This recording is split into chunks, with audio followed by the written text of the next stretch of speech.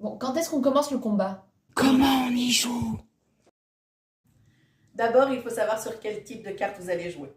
Il y a plusieurs options. Soit c'est du théâtre de l'esprit. Dans ce cas, il n'y a pas de carte. Chacun décrit ce qu'il fait et on agit en fonction. Ou alors c'est sur un quadrillage, ou sur un pavage hexagonal, ou encore il n'y a pas de quadrillage, pas de pavage et c'est juste on mesure. Regarde, ton MJ là, il a placé un quadrillage. Et ça, c'est ton personnage. C'est parti. Moi, j'attaque le squelette. Du calme, du calme. D'abord, il faut savoir qui commence. Lancez l'initiative! À ton avis, qu'est-ce qu'on lance? Un des 20? Évidemment.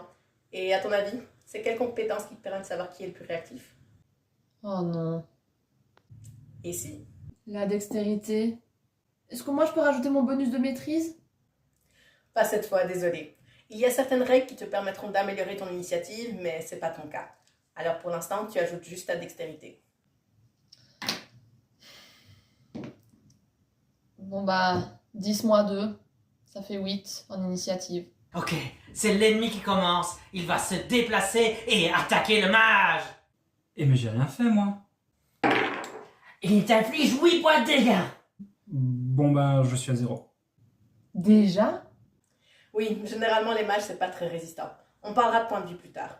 C'est ton tour. Qu'est-ce que je peux faire? Un tour de jeu, ça représente 6 secondes de combat. Dans un tour, tu as 4 choses que tu peux faire. Un mouvement, une action bonus et une réaction. Tu en as une de chaque et tu peux les faire dans l'ordre que tu veux. Les actions bonus et les réactions, c'est souvent des habilités ou des sorts un peu spéciaux. On va se concentrer sur les mouvements et sur les actions. Tu as 9 mètres de mouvement. Une case, ça représente 1,50 m.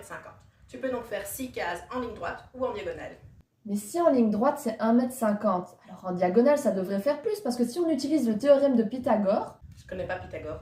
Ignore-le pour le moment. Bon, donc pour faire une attaque à distance, je suis pas obligée de trop m'approcher du bonhomme.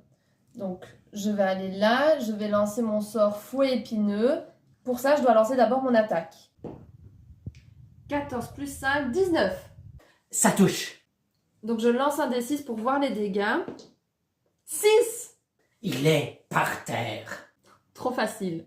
Raphaël, tu peux me donner un jet de sauvegarde contre la mort? Un quoi? C'était... Comment on y joue?